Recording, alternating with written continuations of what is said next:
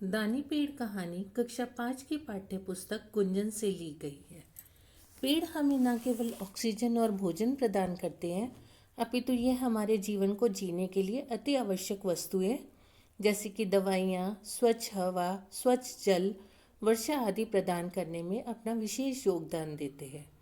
पेड़ हमें बहुत सारी प्राकृतिक आपदाओं से भी सुरक्षित रखते हैं तथा प्रकृति को स्वच्छ और हरी भरी बनाने में मदद करते हैं।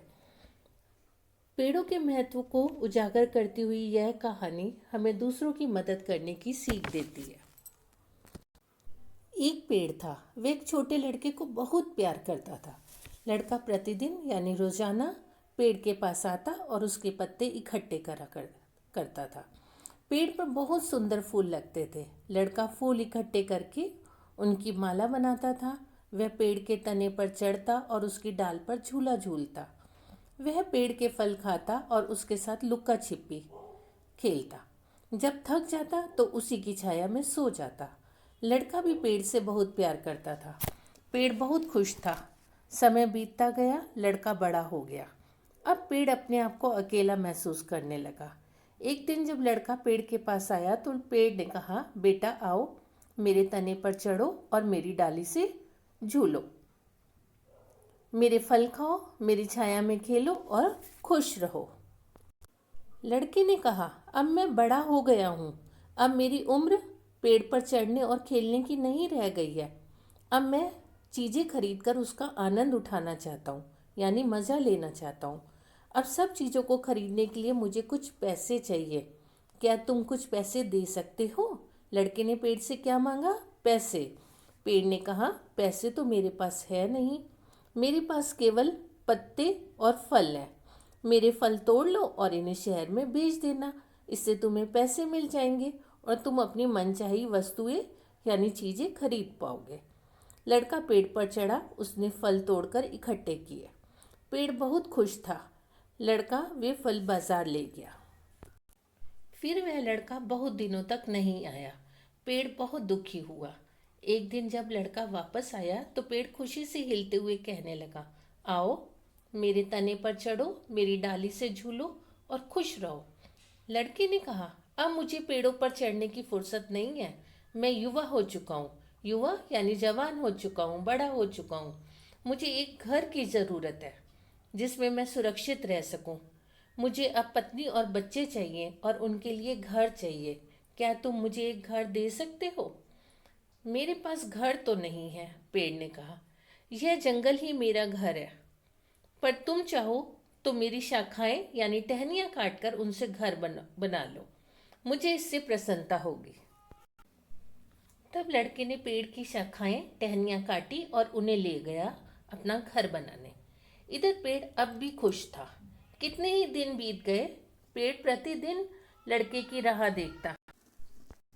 जब वह आया तब पेड़ इतना खुश हुआ कि कुछ देर तक उससे बोलते ही नहीं बना।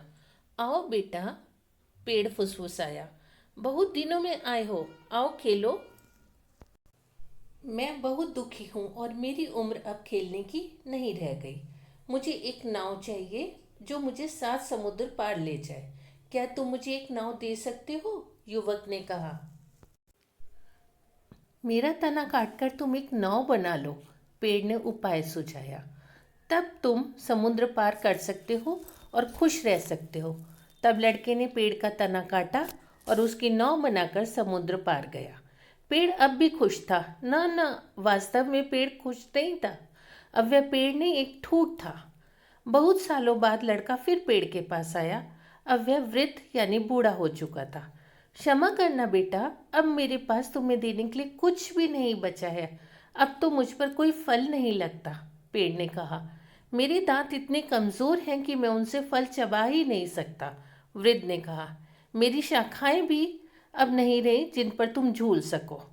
मैं बहुत बूढ़ा हो गया हूँ, इसलिए शाखाओं पर नहीं झूल सकता, उसने कहा।